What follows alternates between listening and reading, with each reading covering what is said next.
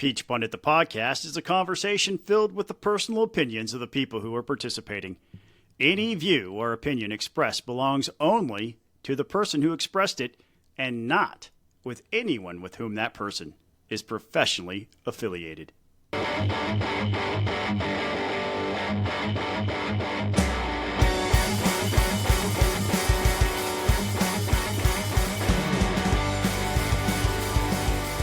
It's the moment you've been waiting for 2 weeks because we took last week off. Sorry, business travel, back. But we're back. Welcome to Peach Pundit, the podcast. My name is Scott Turner, joined by the effervescent Buzz Brockway. Buzz, how are you? I'm good, Scott. How you doing? I just want you to know that I am among the happiest people that you know. And I am not depressed. And right. If something happens to me, it was not suicide. Mm-hmm. Certain foreign governments might have got to you. I'm not saying, but I'm just saying. It wasn't me. Yeah. You're not going to find me in a jail cell hanging myself. Now, if you're curious, you haven't figured out what Buzz and I are talking about just now. I'm going to turn it over to Buzz because he's now going to engage the time-honored tradition and put Peach Pundit in a dramatic reading of a tweet. Yes, this is our very own Marjorie Taylor Greene at MT Green E on X, formerly known as Twitter. September 27th, 2025, 11:15 a.m. I am not suicidal and one of the happiest people you will meet. I have full faith in God and Jesus Christ as my Lord and Savior. As a sinner, I am only saved through His grace and mercy. With that said, if something happens to me, I ask you all to find out which foreign government or powerful people would take heinous actions to stop the information from coming out. Not only about this issue, but because of the truth that I have been speaking. The people understand what I'm saying. Somewhat cryptic. Well, it's a follow-up tweet to a long rant that she wrote just after voting for the Massey discharge position, calling on the release of all the Epstein files. She's been watching too much Tucker Carlson. We'll start there. Well, come on. She was one of the original purveyors of QAnon, right? Yes. She's actually in that Netflix documentary, The Antisocial Network. They have clips of her. Yeah. They have clips of her. I have that in my queue. I haven't watched it yet. She's in it because she was one of the original people who would talk about QAnon. So we can't blame Tucker for Marjorie Taylor Greene. But it is an interesting thing because now with this Democrat winning out in Arizona in the special election, they have enough signatures. Thomas Massey will have enough signatures once that member is sworn in, right, for his discharge petition to come to the floor. Wow. So if there are powerful, maybe this one time she's onto something. And I don't think it would be a foreign entity per se, or a country or official government, but an individual who knows their name is in that set of files might have a bone to pick. But they'd have plenty of targets, though. Why her is the question. Yeah. Why not Thomas Massey, the author of the discharge petition? Good point.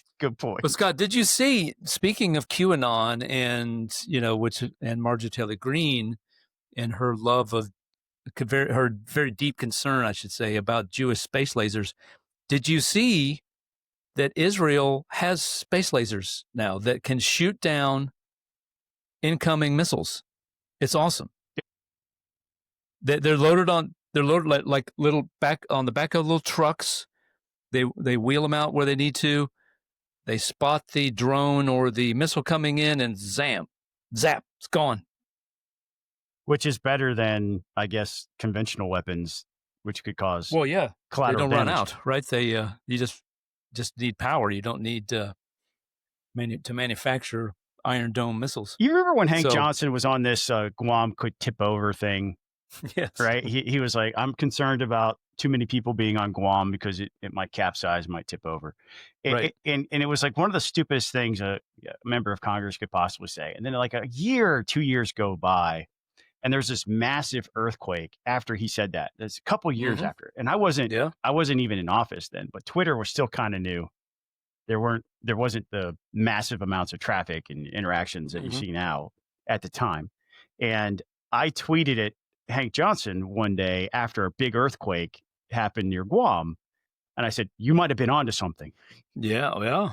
Well, And then he goes back on this thing where he was like, I told you all, I told you. I mean, he's concerned about many things. That he was very concerned about that. The strategic helium reserve was running low one time, and he took to how are kids going to have birthday parties without the strategic helium reserves? Right. If they run out. Right. I think that Marjorie Taylor Greene, with the revelation that there are in fact Jewish lasers, I'm not going to call them space lasers, she's going to be able to have her Hank Johnson moment of, see, I told you guys. Yeah. Well, and what I mean, to me, I saw it. I love it. I just started laughing hysterically because I thought I was trying to find a way. Well, I'll blurt it out on the podcast. And I probably should not have tweeted this, and I might get in trouble for saying this, but I could just imagine the Israeli government sitting around and thinking, people think we have space lasers already. Let's go ahead and invent them and just zap all of Iran and Hamas's missiles that come in, try to come into our country, just zap them all. Well, Elon Musk would be proud, taking an idea to fruition. Right. Well, listen, we got a good show for you. Genuinely, we're very happy people. We're not suicidal. So if something does happen to us, it was definitely not us. But we're also going to talk about the newest entrant into the LG race for the Republican side, and why are bunny ears involved? That's kind of weird. The GRA's president was fired from his day job because of his links to the Frostopus. I know it's been a while since we talked about the Frostopus on the podcast, but we got a couple of things that developed there this week. The state, because the State Ethics Commission also added the GRA as a defendant in the GRA PAC scandal. And the AJC has an interesting take on what it was like inside the Kemp office during the ICE raid at the Hyundai plant. Mm-hmm. And also, something like the government shutdown or something like that happened today. Not that we know. Who knew? Yeah. But we'll talk about all that and more coming on the backside of this break. Americans for Prosperity Georgia champions economic freedom and individual liberty across the state. They advocate for lower taxes, less government spending, and regulatory reform while mobilizing citizens to engage in the legislative process. Beyond economic issues, AFP Georgia is committed to more choice in K-12 education for all students and removing government barriers in healthcare like Certificate of Need. If you'd like to learn more about Americans for Prosperity, go to ga.americansforprosperity.org. You can sign up. You can learn more about the events that they're having. They have this traveling roadshow that's going on right now. It is fantastic stuff. Please go and check them out. ga.americansforprosperity.org. Thank you to Americans for Prosperity for being a partner level Patreon. If you too would like to be a Patreon, you can head on over to patreon.com/peachfunded. Sign up for any one of our tiers starting at only $5. Every one of our Patreons is eligible to be added to our Signal chat, which makes me smile every day. There's somebody in there who is just making me laugh every day. You're missing out, and it's only $5 a month. Come check it out. Patreon.com/peachpundit. Golden Retriever Rescue of Atlanta, GRA, is an all-volunteer, tax-deductible charitable organization. They are dedicated to providing veterinary care, comprehensive evaluation, and foster and adoptive homes to golden and Labrador retrievers who are abandoned, mistreated, neglected, or left in shelters throughout Georgia. We encourage you to visit their website gra.com and help connect people and dogs that need each other in their lives. You truly can make this world a better place by helping find homes of gold for these golden-hearted pups. So there are multiple people now running for lieutenant governor on the Republican side with an effort to earn the nomination and become the head of the Georgia State Senate. And several of these candidates, right? There are 5 of them now, there are right? 5. Well, there's more than 5, but you always have those like stray candidates who take a flyer, say they're going to Sure. run, they file the paperwork. Some of them don't even qualify. If you want to learn the latest on that, you can go to our election rumor tracker at peachfunded.com, and you can see the list of people who have actually qualified. But there are 5 candidates. 4 of them are members of the Republican Majority Caucus and the Senate. The 5th one is House member David Clark. Yep. So the reason why we're talking about that is our friend Greg Dolezal, the state senator from Forsyth County, announced yesterday that he is also going to be seeking the nomination, and he's willing to put $5 million of his own money, according to a Daily Caller article that I read. That's real money. That's real money. Now, I have a blind spot for my friend's wealth, apparently. I had no idea Greg Dolezal was capable of writing a $5 million check. Why isn't he a Patreon then? I mean, come on. It probably doesn't want his name associated with this nonsense. Well, fair enough. I mean, what do you think? What is your theory there? Well, we could take. I'm sure we would happily read political ads on Peach Pundit, the podcast, for any number of candidates, for all 5 candidates running for lieutenant governor. Right. Just saying. Right. So the campaign kicks off yesterday with a big ad, a very high production value video. I would expect somebody who's throwing $5 million of their own money into their campaign to have such a high quality video. But it was really a hard as nails conservative message. It was, I'm going after DEI. I stood with Trump when no one else would. And I believe he says, I'm the only Trump guy in the race. Right. I will point out that I think at this point, almost all of them are trying to show their allegiance to Trump in some shape or fashion. A lot of Trump guys out there. A lot of Trump guys are the only Trump guy. But Dolezal, in fairness to Senator Dolezal, he's been a Trump guy for a while. Right. So right. And in a Republican primary, Trump remains very popular. So showing allegiance there is it's not problematic for me in any way whatsoever.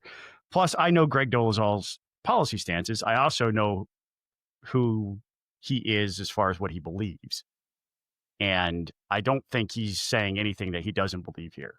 And no. I would vouch that he believes what he is saying when he's talking about these things, because he has had some really great legislation, especially in the school choice arena, in the government regulation arena.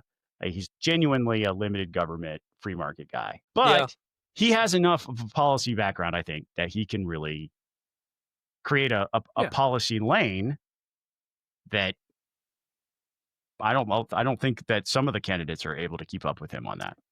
Well, okay. Yeah, fine. But I think these guys, the 5 that we've mentioned, have all done stuff, have all done good stuff. 4 of them have done good stuff. Let's just be completely transparent and honest, right? 4 of them. And they're all in the Senate. Lots of school choice champions in this race. I'll say. So yes. But at this point, I'm gonna be honest. I like all of them. I like all of them. I am probably friendlier with Senator Dolezal than any of them. I like Blake Tillery a lot. I was classmates with Steve Gooch in RLG. We went through that program together back almost a decade ago now. Wow. Feeling old. So I like all of them. And this is not me endorsing Greg Dolezal whatsoever. Not at all. But I mean, you've gotten to know him through the school choice stuff, right? I mean, that's been a hallmark of some of your work. So what have you seen about Senator Dolezal that you'd like to share with the audience? Oh, yeah. I mean, like I said, I think he's a sharp policy guy. And I think if he were to win, you would see a very policy-driven Senate. I think so, too. I think that's a fair assessment. We have to talk about this, and I don't want to, because I felt like each of these candidates deserve their own individual segment or a post explaining who they are and what they offer to the race. And it's not fair that we have to talk about this, but this is politics, and politics ain't beanbag, as the phrase used to be said in the old days, I guess, meaning it's not a non-contact sport. There's blood. Yep. In the proverbial sense, not in the real sense. I know in these days you have to clarify that.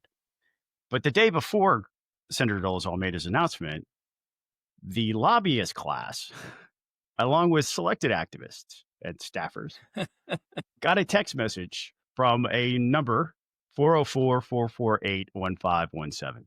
And it was the weirdest, most bizarre thing I think I've ever seen in politics. And that's saying something, because I've been around a minute. We've seen a lot of weird things. We have seen some weird stuff.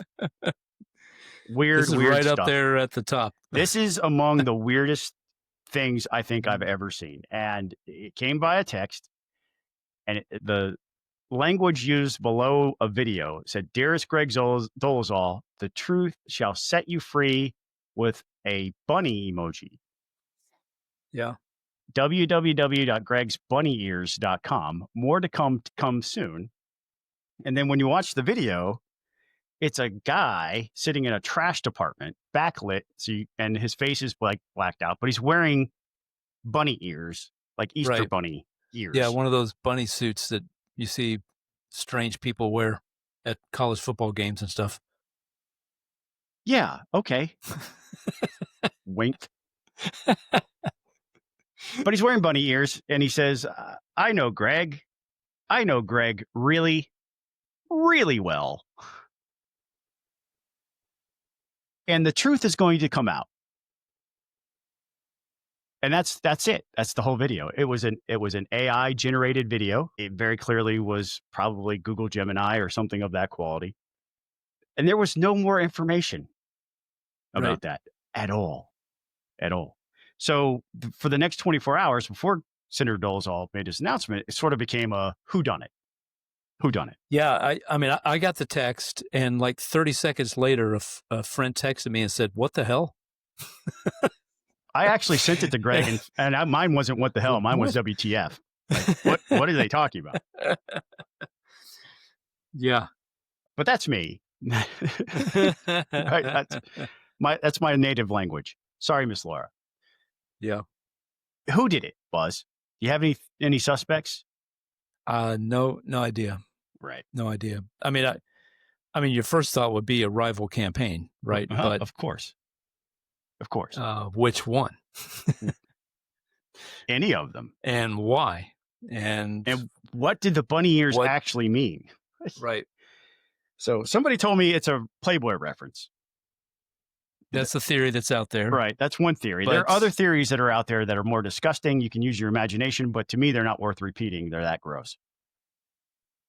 And they would not line up with the person that I know, who is Greg Dolezal. Like, it's not. I think some of the things that are out there, I think, are impossible.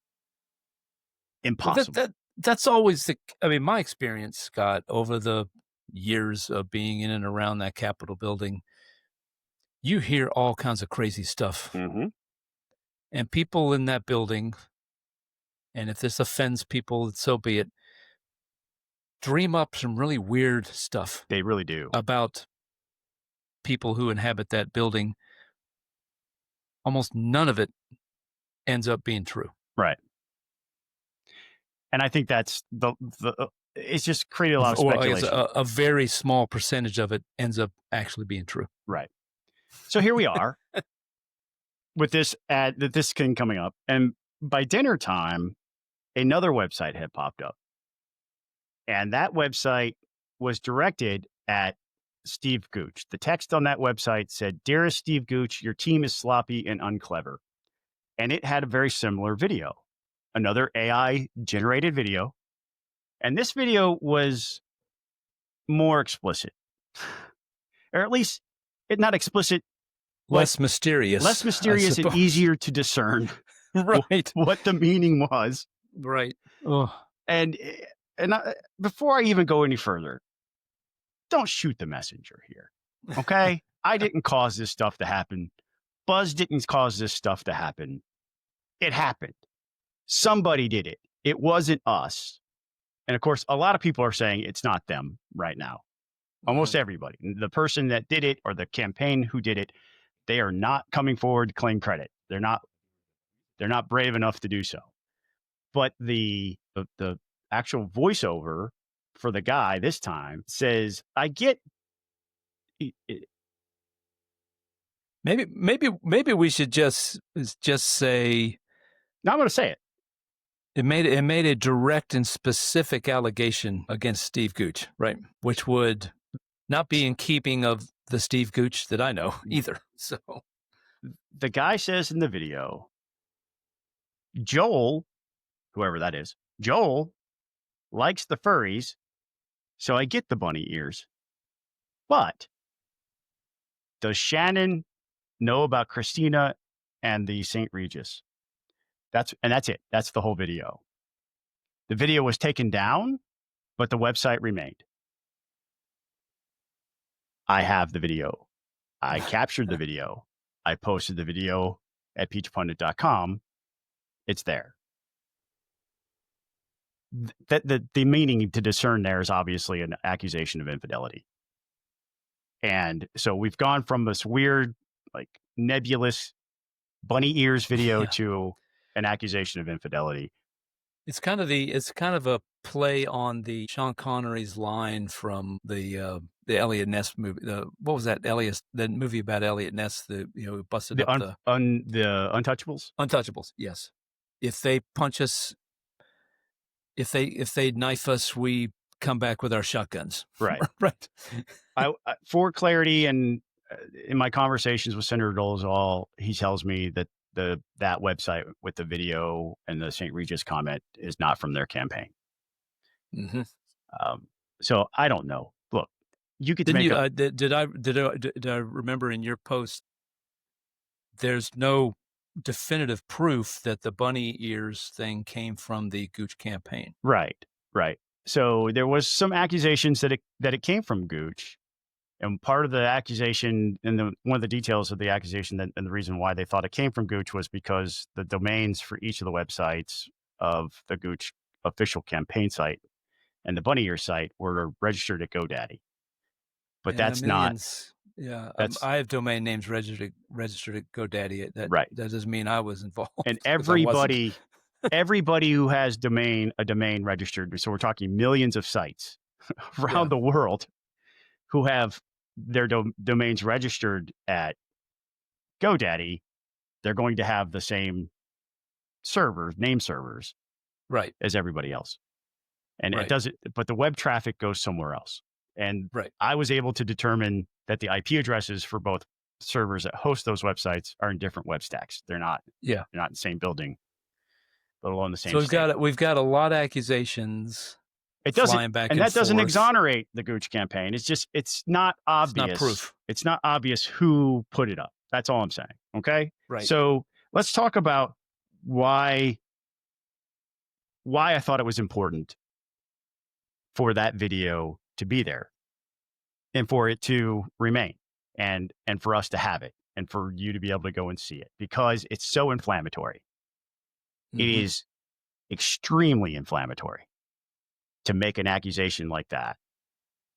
And again, we're not saying it came from the Dolezal campaign, and the Dolezal campaign has told us it's not from them. We don't know where it came from. I couldn't tell you directly. I have evidence this is where it's from. But you, as the listener, get to make up your own mind on how this all goes. I'm just giving you the information. But this is why I think it's important. The 2026 legislative session is well on its way to becoming a freaking circus in the fecal festival, if you wish. Sorry, Miss Laura. Yes, a fecal festival. And whatever hits the fan will not be evenly distributed, according to a sign I once read in Buzz Brockway's office. That's exactly right. There's important business in the last year of Brian Kemp being governor that still needs to be taken care of. And when you have people who are serving together, they're members of the same party, members of the same caucus, who are all running for the same job, the potential for shenanigans becomes very, very high. And the price and the currency that's being gambled with in that environment is the policy that would benefit all Georgians. And I think it's important that we mark this occasion by keeping it up and letting you guys see it, because there is no way something like this doesn't have an impact on the policy in 2026, unless the candidates use this as an opportunity to show their own leadership. If the candidates come together and say, ceasefire, we're going to do what's good, this was an early warning shot of how bad it can get. Maybe something good comes out of it. Maybe this is a tool where they're each held accountable to that. Or alternatively, they could fail the test. And you, as the listener, get to give your own grade to each of these candidates. Yeah, well, I hope this is a pretty nasty start. I mean, the field is closed now. I mean, there may be, as you said, Scott, there are a couple of the candidates. David Clark is one that people will have heard, and there's a couple of There are a couple of the candidates that nobody's ever heard of. No disrespect to those folks. There may be others of that, but the people with a chance to win this thing are in the race already, right? Right. So when Senator Dolezal jumped in, the race really more or less officially started, because the players are on the field now and the game is on. And it's a pretty nasty start to this race. I mean, we can't be naive. The 4 senators were all in the same caucus. They worked together, probably co-sponsored each other's legislation, probably worked on issues. I think what you're seeing here now is, and I hope that this doesn't continue, the grievances that they have against each other are being aired. 2 of them aired. And will others be aired? Maybe. I hope not, because as you said, Scott, work needs to get done in January in the session. Important work, important business of the people of the state of Georgia need to take place and get done. But I think the last thing you mentioned, I think is most important to me. The person who's the lieutenant governor of the state of Georgia, not always, but pretty much, it is pretty much expected to be a person who a governor's candidate in waiting. And this is your first big test to demonstrate to the people of Georgia what kind of leader you are. And, I'm not naive. None of us who are on this podcast or listen to this podcast are naive. As you said earlier on, Scott, politics ain't beanbag. It ain't for the faint of heart. It's a tough business, but it doesn't have to be nasty like this. Right.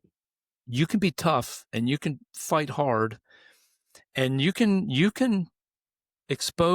pull back the curtain behind some of the things that went on behind the scenes within the Senate as it relates to debates over policy and why certain lines are in certain pieces. All that stuff's fair game in my mind. But I just urge these guys, and more importantly, maybe urge their consultants and the shadowy forces that align behind these candidates. Don't take us down this road, please. You took big steps down the road here in day 1 and 2.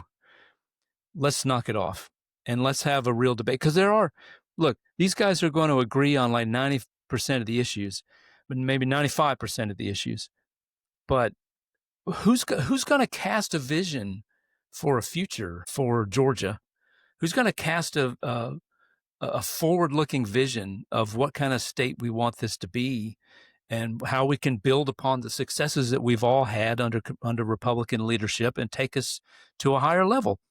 Brian Kemp his term is ending after next year. We'll have a new governor. That's what's causing all these dominoes to fall. We're going to have new people in key leadership positions up and down the state. Who's going to lead? And who's going to cast a bold vision that the people of Georgia can get excited about and rally behind? That's the kind of stuff that I want to see. Amen. Spoken like the pure policy guy that you are. On the backside of the next break, we're going to give you your Frostopus update because it's been a minute, but there have been developments. So stick around. We'll be right back. Conservatives Concerned is a network of political and social conservatives who question the alignment of capital punishment with conservative principles and values. Our programs include educating conservatives about the failed death penalty system and mobilizing them to bring about its end. We come to this issue for a variety of reasons. Some believe that small government and the death penalty don't go together, especially when we compare the high costs of capital punishment to life without possibility of release. Some don't trust the state to get it right.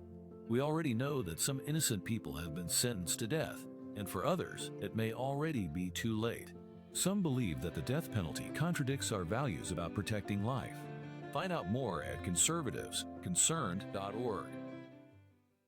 Peach Pundit has an anonymous Patreon who would like to invite you to learn more about the Alzheimer's Association. The Alzheimer's Association leads the way to end Alzheimer's and all other dementia by accelerating global research, driving risk reduction and early detection, and maximizing quality care and support. No one should fight Alzheimer's alone. With your help, no one will. Learn more on their website, alz.org. The Georgia Republican Assembly is known for many things, being an excellent group of goofballs, rejects, and a-holes is just one of them. But primarily, they are the purveyors of something called the accountability rule. This is where they want to shrink the decision makers on who gets to run for office, who can be a Republican, down to a very small number of people so that the deals can be made in the back room with the wheelers and dealers. Smoke-filled rooms, as it were. Yes, the smoke-filled back room. They want their smoke-filled back room to be the only room where they get to hold people accountable. Right. According to their own set of ethics, according to their own values, according to their own policy goals. And the people and the voters, their say should be limited because the GRA knows better than they do because they're elitists and don't want to take their message to the people and try to win them over. So in order to win, they want to shrink the number of people who can participate. And I just think it's ironic that they've called this the accountability rule, because we learned this week that the president of the Georgia Republican Assembly, a man named that goes by Nathaniel Darnell, apparently his birth name is Timothy Nathaniel Darnell, or at least that's what he was using for his Series 7 broker's license, and that was registered at FINRA, which oversees financial advisors, security people who deal in securities. They're the people, the FINRA are the people who regulate that marketplace, and they have some really strict rules. Among those rules are, if you're working for a firm, you're not allowed to sell services or products outside of your firm, or your firm has to know about it. That's a concept called selling away. And I'm not going to get too detailed. What's that? Kind of common sense, right? It's like you work for us, you sell our products. You can't go into McDonald's and order a Whopper. Right. You're not getting a Big Mac at Burger King.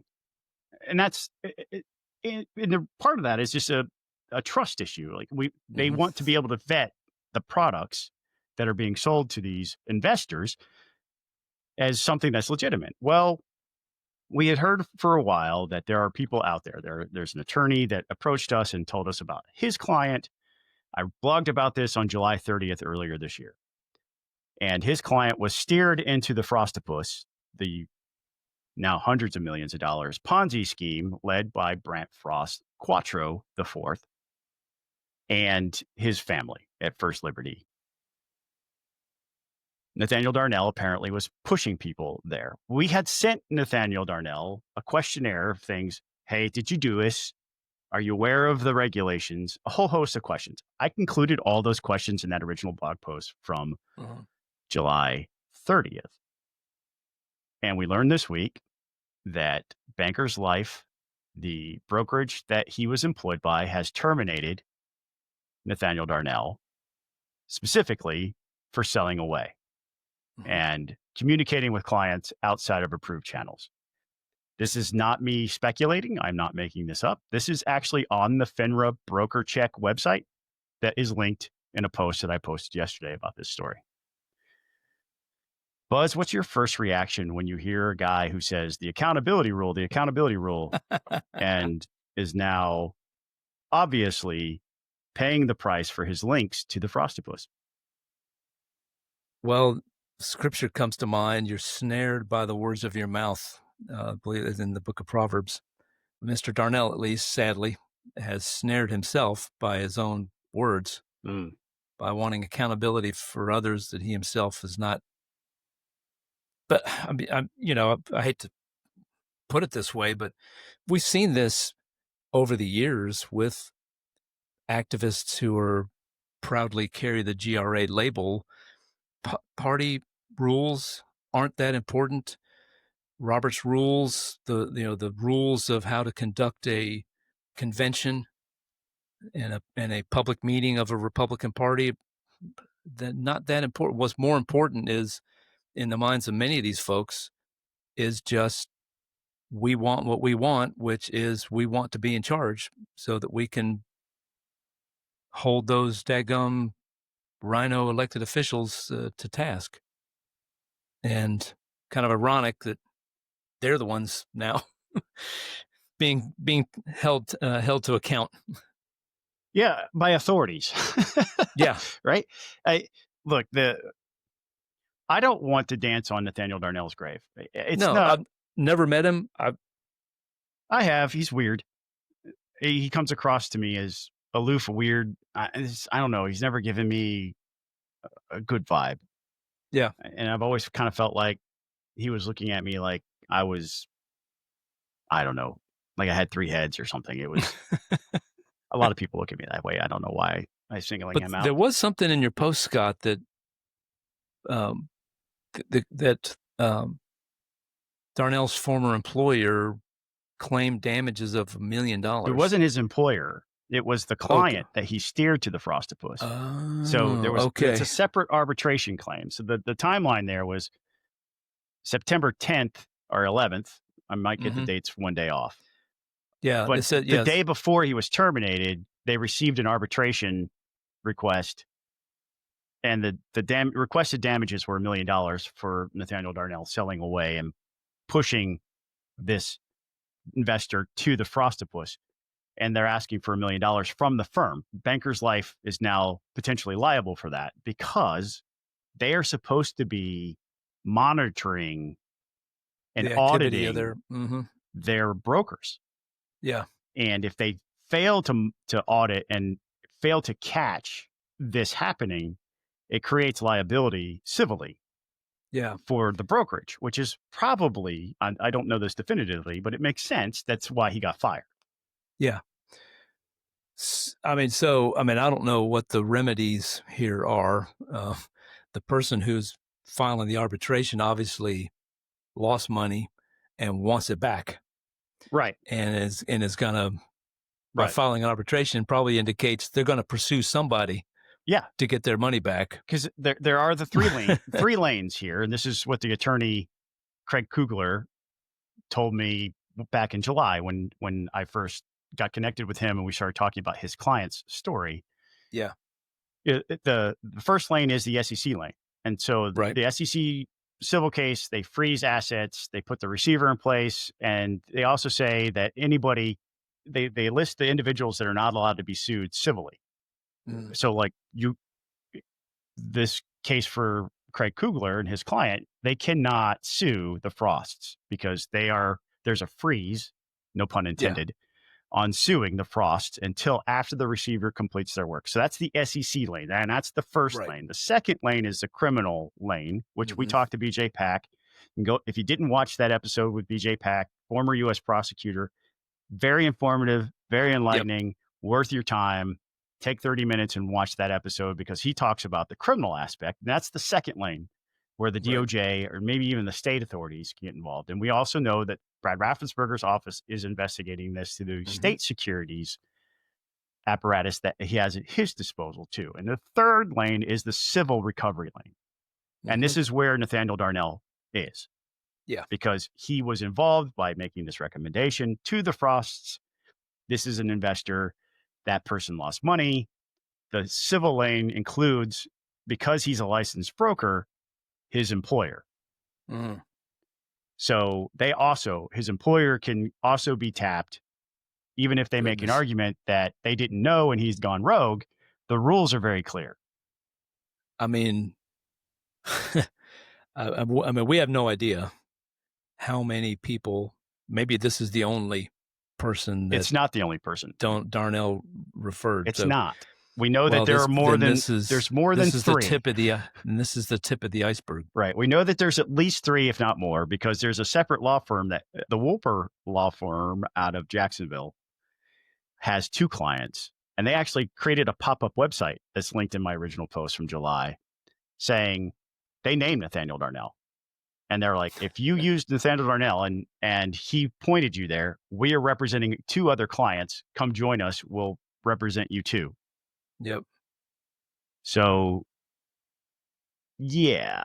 Accountability, I just want to make this one point, right? Real, genuine accountability, not the limiting BS resolutions that the GRA passes, but real accountability is not cruelty. It's not meant to be mean-spirited to Nathaniel Darnell or the GRA or anyone else, or even the Frosts. But accountability is important because it's the only way you can start repairing the damage. And in this case, the damage is not money. The damage is the lack of trust. Legitimate professionals in the financial advising field and people who deal in securities will have lost because one of their own licensed brokers did something like this. So examples have to be made. And I'm going to say allegedly at this point because no court has proven it. But if he did it, I hope he's held accountable to the maximum amount so that these people can be made whole. And that's not cruelty. And I'm not dancing on his grave. I don't celebrate the fact that he's lost his income. But people lost money. Investors lost money because they thought they were investing in one thing and it turned out to be a Ponzi scheme. You took advantage of people's trust. Yep. And vulnerable people who came to you for subject matter expertise, you took advantage of it. For a $250 gift card or something like that, I think is what Cinco was offering people. He was offering 1% of whatever was made at one point, which is also illegal because it wasn't you can't sell stuff like that on commission. So there's the first part of your GRA / Frostopus. Many more dominoes to fall here. That's what it sounds like to me. Well, yeah, because also your second part of your GRA Frostopus update is I got word today from the State Ethics Commission that they have officially added the GRA to their complaint against the GRA PAC. Now, to refresh your memory, the GRA PAC was the fund that the Frosts were diverting millions of dollars into that they were getting clandestinely through their Ponzi scheme that we call the Frostopus. They were taking that money from investors, not investing it, and they were giving it to political campaigns through the PAC. And earlier this year, the State Ethics Commission had decided to file charges or bring them up on a complaint that indicated that they were not reporting all of their income and all of their expenditures. And the GRA attempted to distance themselves from the PAC. They tried to pass a resolution saying that's a separate entity. It's not us.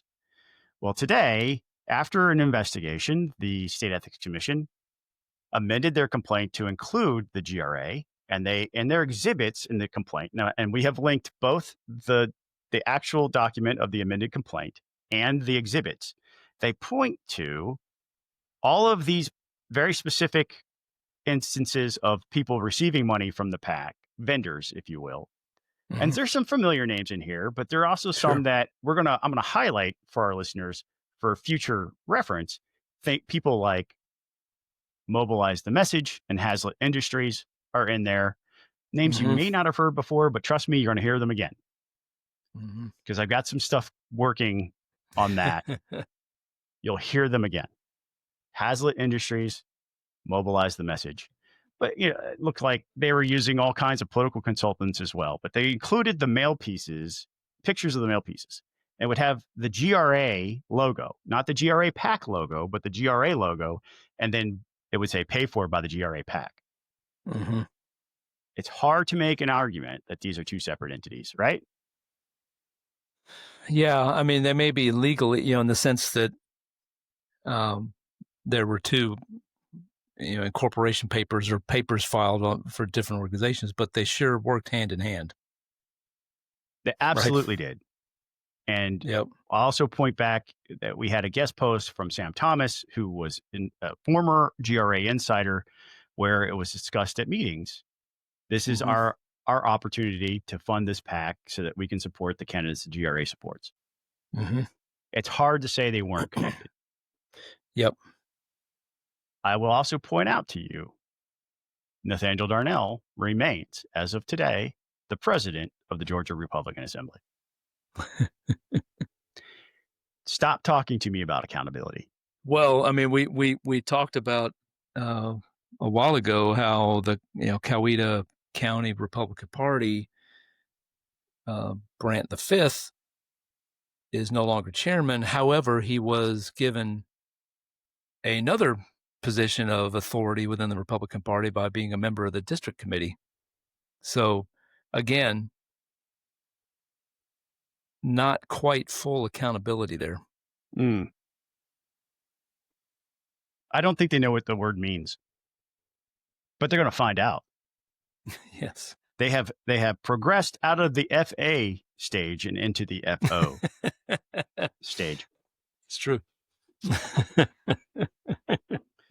Buzz, a couple weeks ago, we were talking about ICE raiding the Hyundai plant down there in Pooler. And you brought a story to me today. I'm going to let you set that one up. Yeah, so the Land Journal, Greg Bluestein, Land Journal Constitution today, 9 hours ago, the story was reported. They filed a FOIA request and obtained a bunch of emails from discussions that went on among Governor Kemp's communication team and others. How the heck do we respond to this? They were grappling with, did Hyundai break the law? I'm kind of thinking, not intentionally, that we've got serious, as I said last time we talked about this, there's serious problems. It's seriously screwed up the way that our immigration, the handing out of visas and work permits and work visas and all these different types of visas that allow people to work here. Hyundai thought they were playing by the rules, as did all these South Korean companies, who make substantial investment in the state of Georgia. But, the Kemp team was trying to wrestle with, how do we respond to this? How do we say this? What struck me the most about this story was they had no idea this was coming. ICE raided one of ICE's biggest raids ever to a major employer in the state of Georgia, and nobody thought to give Brian Kemp and his team a heads up. And so I think, the Kemp team has been scrambling since then to try to maintain a good relationship with Hyundai. And thankfully, Hyundai, as the article points out, Hyundai remains committed to Georgia, remains committed to seeing this plant completed and up and running. All the facilities, that will be affiliated with this. It's going to be a major employer in the state of Georgia. And, Trump has kind of taken backwater in that, we still want these companies to come and invest here. Because you can't say we want manufacturing in the United States. We want foreign manufacturers to come in here and manufacture things in the United States of America, which is what Trump says. That's what we want you to do. We want to bring back manufacturing. But then when they try to, you smack them around and raid their facilities and harass them over technicalities, over visas. That's just my thoughts. But it's an interesting article. We'll link to it. Nothing really earth-shattering in what the Kemp people did or said.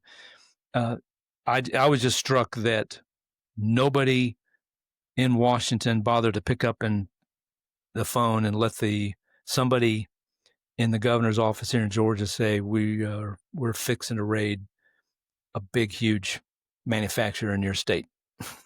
So all the emails that they got at the AJC, they all came after the fact. Yes. And so what you see in those emails is what's going on, maybe even some initial confusion because they weren't clued in. Right. And then how do we address and how do we deal with it? Yes. What's the story outside of the fact that Kemp and his team were not notified? Right. Just, I mean, it's interesting is that really to the see. only takeaway, or was there? Look, it's interesting to as they wrestle with how to respond. They're trying to figure out, did Hyundai do the wrong thing here, and we need to express our disappointment with that, or did ICE overstep their back? They're wrestling with all that and trying to thread a needle to maintain a good relationship with, but still let people know that we have to follow the law. So, right. That's an important thing too, because that was Kemp's tweet after this happened. Is we're going to cooperate with our federal partners in law enforcement, and we want to make sure everybody's following the law. That was Kemp's initial reaction. That was the first thing he said publicly about it. And obviously, there has been a lot of embarrassment. Yes, especially by the Koreans who were caught up in that. And we learned through our own sources here at Peach Pundit that the people down there were only going to be here temporarily anyway. And we're not making excuses. We're just pointing out the additional context. Should they be following the law? Yes. Should the law be addressed? I think that's a fair question. This Congress doesn't seem like it wants to do anything. At all. So, but they have the ability to fix it, especially in these temporary conditions where people are not planning on staying. They're not immigrating here. They're coming here to train the Americans on how to use their proprietary systems. Yes. That's what a source told us who had knowledge of the facility and how these things work. So look, I think the AJC article to me is a little bit clickbait. I'm not going to lie. Maybe they're embracing their blogger status a little early ahead of their January digital. There is a great clickbaity photo in there that I've seen before that appeared in South Korea, where it's a picture of Trump, like a mask, one of those Halloween type masks of Trump on this sign, and he's got an assault weapon thrown around his shoulder, and he's wearing a sweatshirt that says ICE, and it says "We're friends." So it's kind of pointing out in the minds of the Korean business community, especially, they thought they were playing by the rules, and Trump has smacked them around, and while at the same time smiling and telling us that we're friends. So, oh boy, damage control needs to be done. Congress needs to get off their duff and actually do their job and start passing bills, but they can't even freaking pass a continuing resolution to keep the government open, can they? No, they cannot. I guess it was at midnight. Was here. He can explain this a whole lot better. He was texting us all kinds of stuff last night, but he was, and he has written a whole big thing. He has a separate blog called Exiled Policy where he has written about the shutdown and really some interesting polling about pre-shutdown. What do people think about it? Who's going to get the blame? Who do they blame? It looked to me like everybody. It was depending on if you're Republican, Democrat, or whatever, or independent. And the independent space is really where Jason has taken up a new niche, where he's really trying to figure out what are independents thinking, doing, what's motivating them. And that's going to be really important work for both parties moving forward, because it's going to be the independents who decide every election for probably the rest of our lifetime. I want to read you a quote, and I want you to tell me who said it. We believe strongly in immigration reform. We could say we're shutting down the government until you pass immigration reform, but it would be governmental chaos. And that's a sort of limited quote. I'll give it to you again. We believe strongly in immigration reform. We could say we're shutting down the government. We're not going to raise the debt ceiling until you pass immigration reform. It would be governmental chaos. I'd say Barack Obama. Yeah, that's a pretty good guess, but it was Charles Schumer. Said that back in 2013 when I'll give you another quote. Tell me who said this. We need to reopen the government. The key to that still remains over in the House of Representatives. The Senate passed a clean bill for the whole government. Mitch McConnell. Also Charles Schumer. Oh, Um, I should just guess Chucky Schumer from here on out. Huh? well, I've got another one for you. Let's see if you can guess this one. The Senate agreed to advance a shell for a continuing resolution to keep the government open and avoid a needless government shutdown. Yeah. Well, I've been wrong twice. So I'll say Chuck Schumer. That's probably wrong again. Well, 333 batting average. Yes. All these things are Chuck Schumer. These are all previous government shutdowns where Chuck Schumer said Yeah. government shutdowns are bad and we should avoid them at all costs. Mhm. And my favorite quote that he has, he said this in October of 2013. So this has nothing to do with Donald Trump. It wasn't even on the horizon yet. Like the political career of Donald Trump. He had not come down the escalator. He was years away from coming down the escalator. As we said 1,000 times, we are happy to discuss how to fund the government, but not with a gun to our heads. Said that Oof. on the Senate floor, October 1st, 2013. Charles Schumer. Wow. Now, this government shutdown is really about two separate things. It's about a continuing resolution that the House passed. Mhm. The House is saying it's a clean continuing resolution, meaning that it's keeping all of the existing things in place with no riders. Right. All right. Since we are in love with the truth and telling you the whole truth and nothing but the truth here, mixed in with our opinion, but we try to give you all the facts. There are a few million extra dollars here and there in the CR. It's not completely clean, but if your perspective is we're not creating whole new programs or we're not funding things that are clean-ish, right? And the things that are being added to it are like $30 million for extra security in the wake of Charlie Kirk's assassination. Mm-hmm.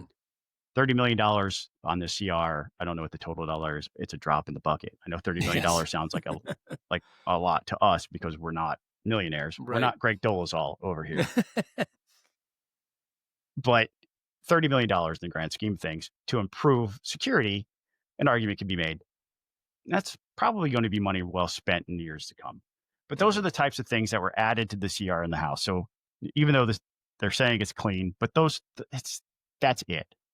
There is a separate piece of legislation that passed back under Joe Biden. It was called the American Rescue Plan, and it was later renamed to the Inflation Reduction Act of 2022. Oh, yeah. That did nothing to reduce inflation.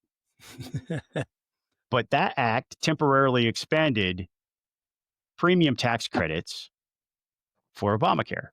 Right. That is a separate piece of legislation. Those tax credits are due to expire at the end of this year. Not today. The end of this year. Right. And it's got wrapped up in this whole thing. Unless Congress takes action to continue it, they expire. And if you recall, it was part of trying to get us through COVID. And that's why there was a sunset on those tax credits. Well, the Democrats want them to be extended or potentially even made permanent. And those tax credits, look, regardless of how you feel about Obamacare and who's to blame here, I'm just giving you the full perspective. The CR was just to fund the basics of government. That's a separate, wholly different piece of legislation. Mm-hmm. And the Democrats are bringing that into the discussion. And the Republicans say, oh, it funds illegal aliens. I don't care about any of that. Like, I don't think it does. I don't care if it does. It's a separate piece of legislation. And for years, Charles Schumer, I just read you 4 quotes from him, has been saying, we're happy to negotiate with you, but not with a gun to our head. Mm-hmm. And yet, now that he's in the minority, he is saying, here's my gun. It's to your head. We'll shut down the government now. Yes. Right. Because we want you to give us these separate policies in this CR. And that's what it's about. This is the whole debate. And some of it, I mean, maybe a lot of it is being driven by a portion of their base that doesn't want any negotiation with Trump whatsoever. Right. Thou shalt not talk to Trump and give him anything. And obviously, I mean, and they want it's the Democratic version of "but he fights." They don't really care about winning. Right. It's fight, Right. fight. So And that's driving part of this. those subsidies And Schumer's own internal, his own politics is, AOC is among the things she's considering is running for Senate. And does he want to fight her in a primary, or does he step aside, or does she go off and run for president, or who knows? So some of this is Chuck trying to shore up his base for his own personal politics too. He can say, "See, I fought," but he's fighting in the same way that he's been condemning, using the same strategies and tactics that he's condemned Republicans for. I just love how you're expecting politicians to be consistent. That's Well, a man can dream. A man can dream. Yeah. If the CR is basically enough funding to keep the lights on. Yeah. But it's all, I mean, also on the flip side, on the Republican side, I don't know the legal, this is where Jason could help us. I don't know the legalities of all this, but it sure seems like the Trump administration thinks, well, now I can do what I always wanted to do and fire lots and lots of federal employees and shrink the size of the federal workforce. So we'll see what happens. I'm okay. I think at this point, if we just leave it shut down, can we do that?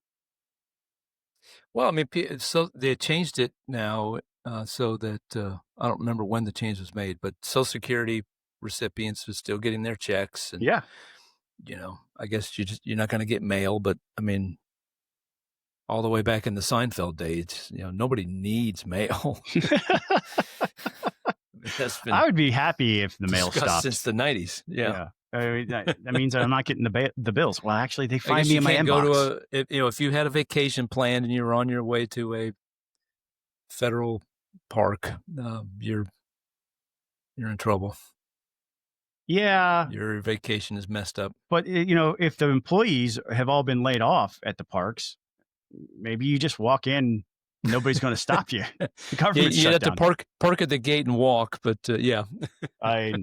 Really, there are ways around that. That's all yes. I say. That's all I want to say. A good libertarian knows what to do. One of my favorite things was the Babylon Bee said that Trump had announced that Marco Rubio is now replacing all federal employees, doing all the jobs of the state government.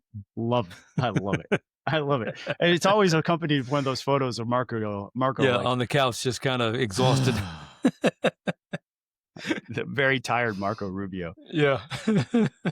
Marco Rubio is building one heck of a resume to become president. No doubt. He's going to know how everything works. What else you got, Buzz? Anything? No, man.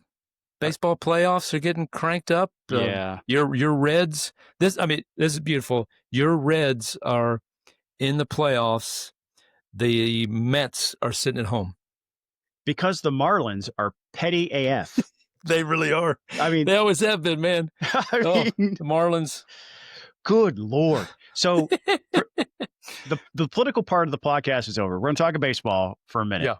So if you're not a baseball fan, feel free to go. Thank you to the Patreons, blah, blah, blah, blah.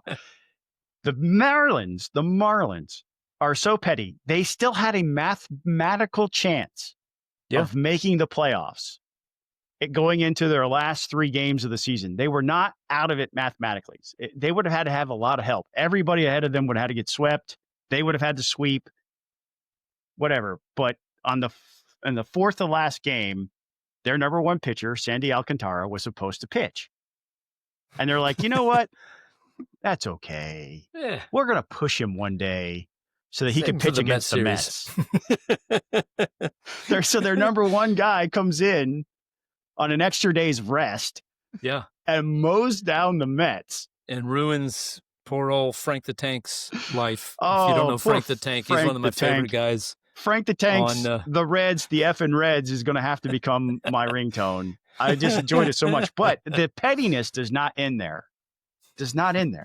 Because in the 8th inning of the game on the last day, the Reds have lost to the Brewers. The Reds did their part. They took 2 out of 3 of the Brewers. The Brewers are like the personal dragon of the Reds. They own the Reds. It's like Alabama. Pretty good team in their own right. I mean, that's a good baseball team. The best team in baseball. They had the best record. Yeah. But the Brewers are also like Alabama is to Georgia. Like the Brewers could have a really crappy season. The Reds are going to lose 6 out of the 7 games they play. It's just the way it is. It's painful. It's really bad to be a Reds fan watching the Brewers. And for whatever weird reason, every time I watch the Brewers win, no matter what team they're playing. Like you and I were in Chicago, like a year or 2 ago together, and we went to a Brewers Cubs game. Yeah, the freaking Brewers won 2-0. It was like the most boring baseball game, but it's because I was there. You can't convince me otherwise. It's because I was there, and I should have known better. And then I went and watched them play the Braves like a dummy, and the Brewers beat the Braves. Like it's me. I'm sorry. I'll never watch another Milwaukee Brewers game in Atlanta ever again because I am the curse that brings them the victory no matter who they're playing. But the Reds took 2 out of 3 in the last season. So they did their part. But on the last day, they lost. If they had won, they were in no matter what. But they lost. Right. And the Mets. That meant the Mets had to lose. Right. And the Mets and the Brewers were still, the Mets and the Marlins were still playing when the Brewers and Reds game wrapped. So they had another inning to go. And they started playing over the loudspeaker in the stadium, the theme song to WKRP in Cincinnati. Oh, that's beautiful. The Cincinnati Reds Twitter account posts Mr. Redleg, who is the mustached version of our mascot. Right. Who has crazy eyes. He looks like he's an insane man just ready to take on the world. And with a anthropomorphic baseball face. And he's holding a fish. And the tweet says, "Fish are friends, not food."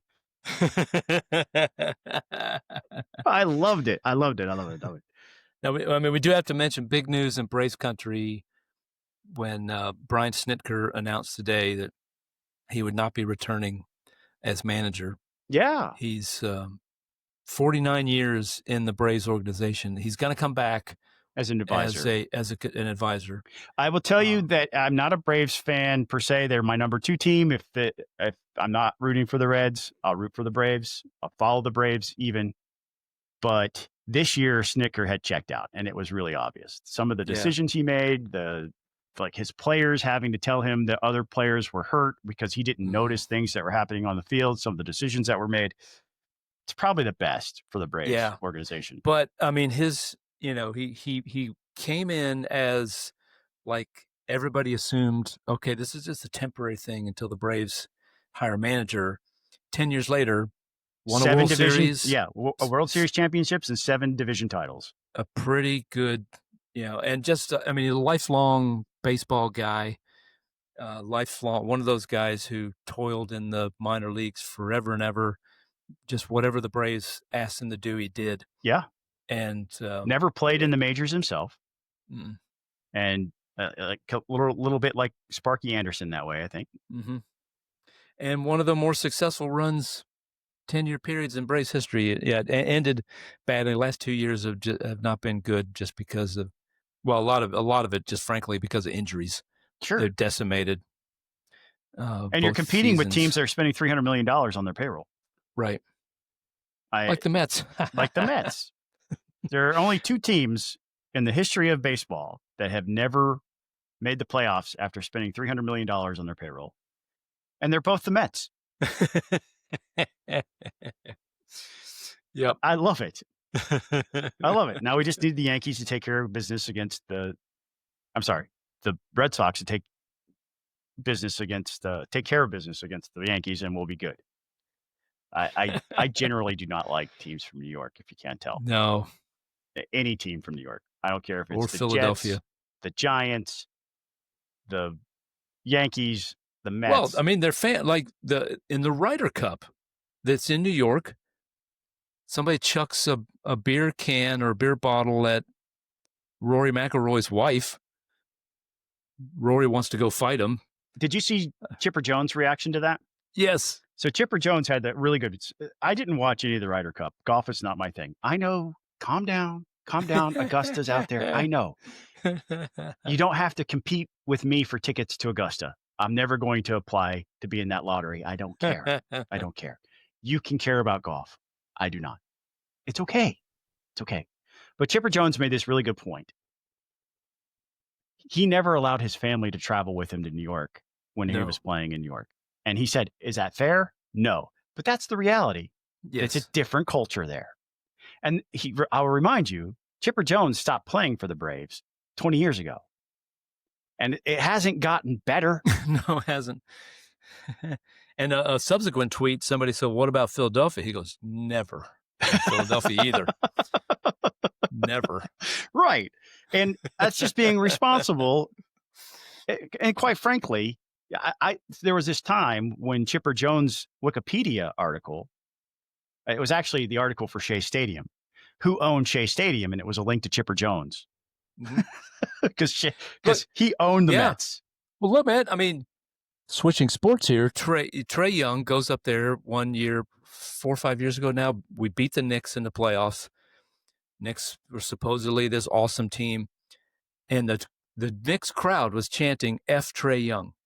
They still to this day, even when Trey Young is nowhere to be found, are chant F Trey Young after their games. This is how petty New York fans are. So if you wonder why we rejoice, I'm happy to dance on the grave of the Mets season yet again. Yeah. This is why. There's a long history there. And good on the Marlins. Good on the Marlins for being the David and Goliath story. You've been listening to Peach Pundit the Podcast. Peach Pundit the Podcast is Buzz Brockway, me, Scott Turner. It is published and owned by me, Scott Turner, at Peach Pundit LLC. We have people who every single month reach into their pocket and voluntarily give us a few bucks to keep us on the air. There are Patreons. We call them the people who rock. We have a new one this week, Amy Davis, who I used to know as State Representative Amy Carter, but Amy Davis joined. Thank you for joining, Amy. We really appreciate you having you here. If you want to join her, you can reach on over, click on your keyboard at patreon.com/peachpundit. Sign up for one of those tiers. We'll add you to this list of names of people who rock. They are Bill Werkheiser, Bethany Ballard, Bo Brennan, James Hall, Justin Wright, Ken Pullen, Mike Buchert, Ron Daniels, Ryan Graham, Stuart Wilkinson, Reed Powell, Amy Davis, Colin Martin, Eric Johnson, Jeff Cobble, Hank Burnham, John Vestal, Jordan Reed, Kenyatta Mitchell, Lawton Sack, Ryan Purvis, Sam Thomas, Sergio Ortega, Shannon Ferguson, Tony West, and our friends at Americans Prosperity, our friend who is anonymous, who wants you to learn more about the Alzheimer's Association, and Robert Lee and our friends at Lee6 Media, who sponsors the Golden Retriever Rescue of Atlanta ad. Thank you to each and every one of them. Check us out at peachpundit.com, where you'll get a lot more detailed stuff there than just the ugly faces you're watching now for whatever weird reason. Catch you next time. Go Jackets.